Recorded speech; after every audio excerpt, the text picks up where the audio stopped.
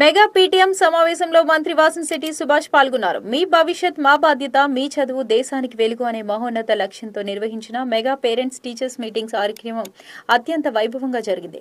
Doctor BR Ambedkar Konaseema జిల్లా Ramachandrapuram rural, వెల్లా జిల్లా పరిషత్ high school, Kajaluru జిల్లా పరిషత్ హై స్కూల్ జూనియర్ కళాశాల గొల్లంపాలెంలో జరిగిన మెగా పేరెంట్స్ టీచర్స్ మీటింగ్ లో పాల్గొని విద్యార్థులు, తల్లిదండ్రులు, ఉపాధ్యాయులను ఉద్దేశించి ప్రసంగించారు. ఈ సందర్భంగా మంత్రి సుభాష్ మాట్లాడుతూ రాష్ట్ర ప్రభుత్వం విద్యకు అత్యున్నత ప్రాధాన్యత ఇస్తూ తల్లికి వందనం పథకాన్ని అమలు చేస్తోందని అన్నారు. రాష్ట్ర వ్యాప్తంగా 67.47 లక్షల మంది విద్యార్థులు ఈ పథకం ద్వారా లబ్ధి పొందుతున్నారని అన్నారు.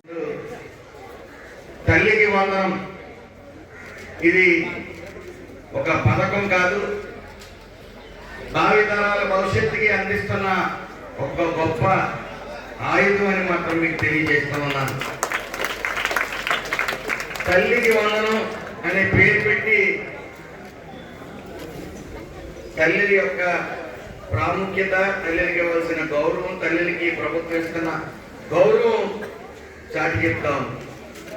ముఖ్యంగా గత ప్రభుత్వం చూసాం, కరెక్ట్ గా ఎప్పుడు వేసేవారండి, ఇంటికి ఎంతమంది పిల్లలున్నా ఒకరికి వేసేవారు.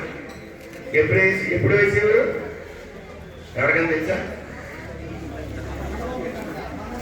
అప్పుడు అమ్మఒడు అనుకుంటా సంక్రాంతికి ముందు వేసేవారు. అప్పుడు ఏమైంది, సంక్రాంతికి ముందు వేసేవారు. అది మన తండ్రులు దూరవాళ్ళు 13,000 అవుతుందని చెప్పి పట్టుకెళ్ళ 26,000, 13,000 కాస్త స్వాహా. ఇంటర్ అయితే వాళ్ళు ఆ సర్టిఫికేట్స్ నాకు ఒక కాలేజ్ ఉంది, చాలా సర్టిఫికేట్ అలా ఉండిపోతే ఇంకొక సంవత్సరం చూసి ఇచ్చేసాం.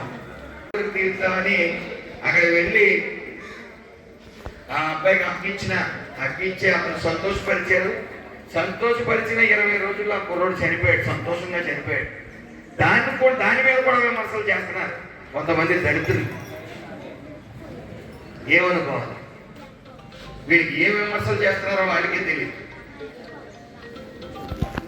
అరే చిన్నపిల్లాడే, ఒక్కొక్కడికి ఒక్కొక్క కోరిక ఉంటుంది.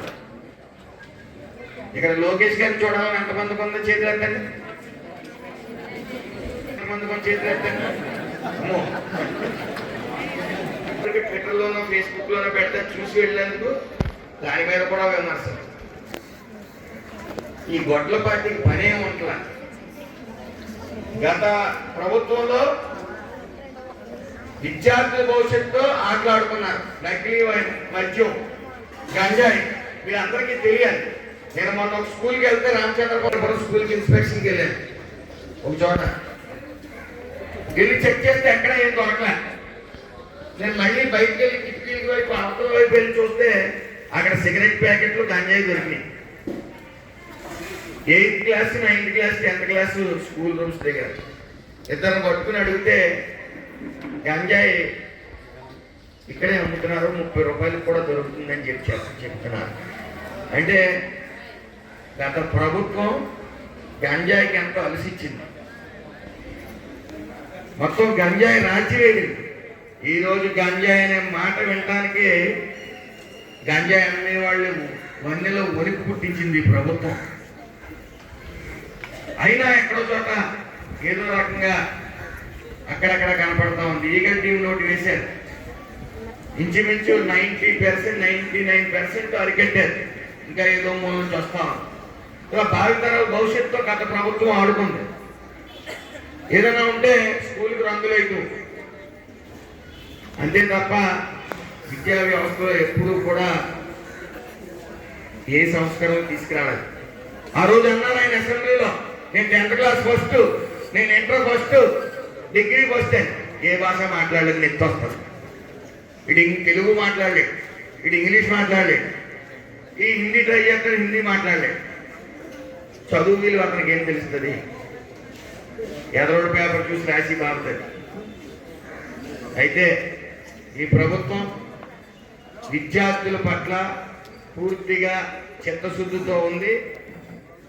ఆ చిత్తశుద్ధితోనే ముందుకు ఖచ్చితంగా రానున్న 2-3 నెలల్లో మీకు అవన్నీ అందుబాటులోకి తీసుకొస్తానని మాటిస్తూ